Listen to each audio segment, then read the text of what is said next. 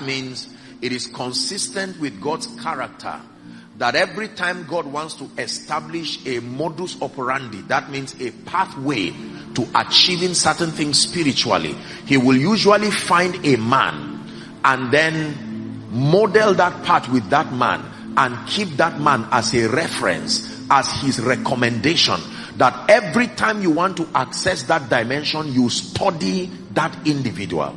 For instance, every time you want to study on encounters, you want to know God, you want to press towards the things of God, the biblical figure that is recommended is the man Jacob.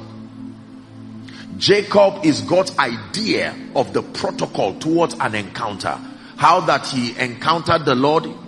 You see that in Genesis 28, then in Genesis 32. The Bible records his failure, records the consequences for his failing to discern the Lord's presence, and then now records an opportunity that God gave him again, and how that he wrestled with that man to a point that God named that dimension after Jacob.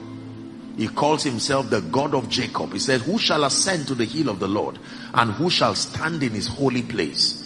He that had clean hands and a pure heart, who has not lifted up his soul unto vanity, nor sworn deceitfully. He says that he will receive a blessing from the Lord and righteousness from the God of his salvation. Then he says, this is the generation of them that seek your face, O Jacob. King James says. The original translation is, O God of Jacob. That means we seek your face after the pattern of Jacob.